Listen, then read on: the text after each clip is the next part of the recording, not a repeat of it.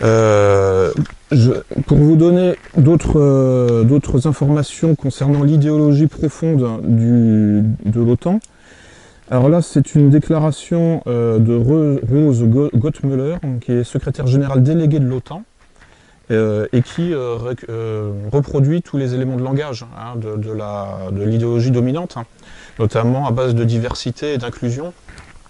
Donc c'est une déclaration du 10 février 2017, et intitulée « La diversité ne se résume pas à la question du genre ».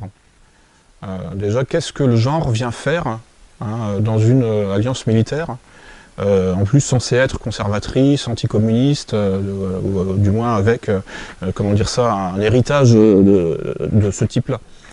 Alors, qu'est-ce que disait Rose Gottmöller? L'OTAN a d'abord décidé de créer un plan d'action pour la diversité lors du sommet de l'OTAN à Prague en 2002. Aujourd'hui, un groupe de travail sur la diversité est composé de représentants de tous les organes de l'OTAN et le moteur du plan d'action. Actuellement, le groupe de travail s'efforce de promouvoir la diversité et l'inclusion à l'échelle de l'OTAN et d'élargir la définition de la diversité au-delà du sexe, de l'âge et de la nationalité. Donc, quand on parle de la diversité dans un environnement organisationnel, le genre a tendance à être la première chose qui vient à l'esprit. Cependant, la diversité, comme le suggère le mot lui-même, très drôle, est beaucoup plus complexe que cela. La diversité dans le contexte de l'OTAN, l'OTAN ne doit pas se limiter à l'idée de briser le ghetto rose. Ça fait partie du programme. Briser le ghetto rose, c'est-à-dire voilà, en finir avec l'homophobie et la transphobie et le je ne sais quoi, et toutes les phobies que cette idéologie de la société ouverte invente. Il faut inspirer le changement culturel.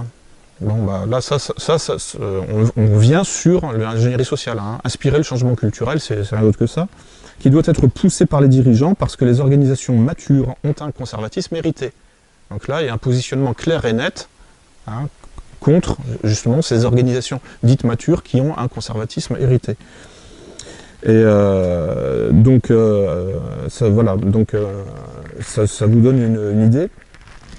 Le résultat, alors oui, donc quelques jours plus tard, le 17 mai 2017, donc le site de l'OTAN commentait un tweet du secrétaire général de l'OTAN, monsieur Jens Stoltenberg, qui est toujours en fonction aujourd'hui. Là, je vous parle de choses très récentes qui datent de 2017. Donc, à l'occasion de la Journée internationale contre l'homophobie, Jens Stoltenberg faisait un tweet commenté par ses collègues sur le site donc de l'OTAN aussi. Vous avez la ligne de code www.nato. Voilà. Alors, mercredi 17 mai 2017, pour montrer que l'OTAN s'associait à la Journée internationale contre l'homophobie, le secrétaire général Jens Stoltenberg a posté un tweet indiquant que partout dans le monde, les LGBT ont droit à une vie digne, préservée de l'exclusion et de la peur. La diversité rend nos sociétés ouvertes, plus fortes et plus sûres. L'OTAN a été pionnière à l'échelle mondiale en ce qui concerne la reconnaissance du mariage entre personnes de même sexe.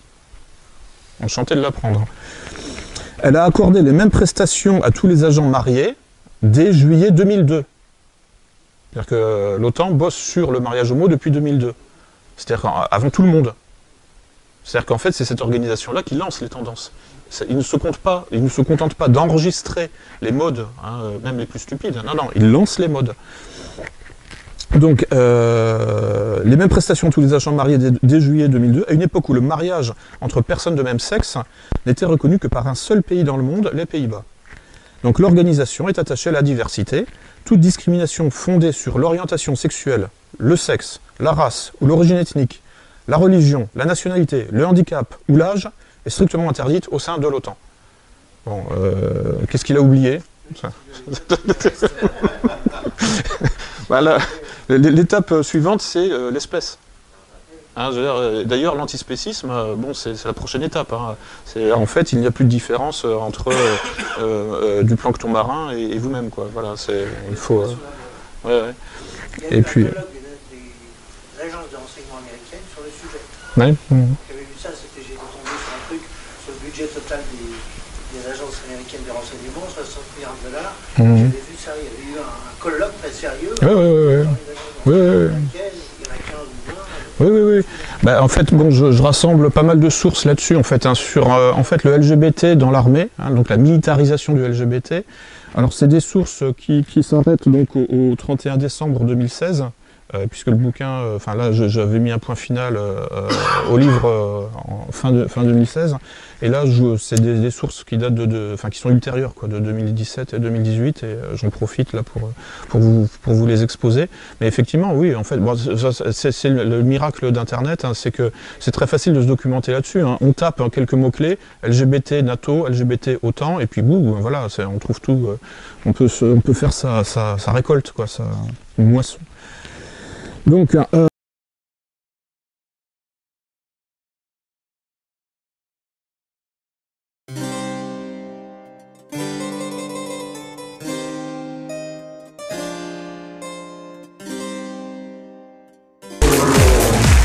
Юлю, на долю, за Ляшка.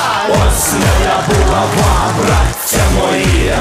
Завтра йдемо танцювати проти москалів. Затанцюємо, мова, сила у нас є. Ще не вмерла Україна, поки крепко є. Борщ, сало, цибуля, хрін, сивуха, брага. П'ю, їм, я п'ю, я п'ю, я п'ю, я п'ю.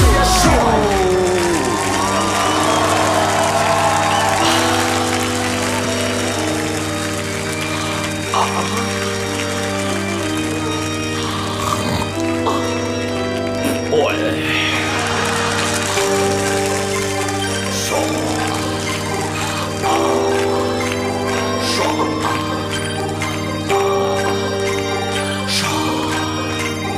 Шо?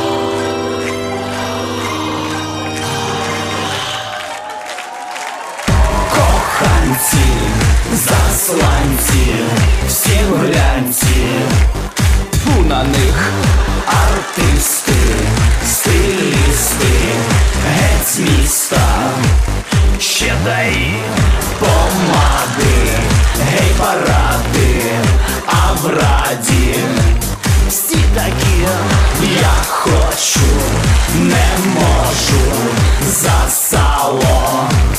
Ну давай, ось моя булава, браття мої.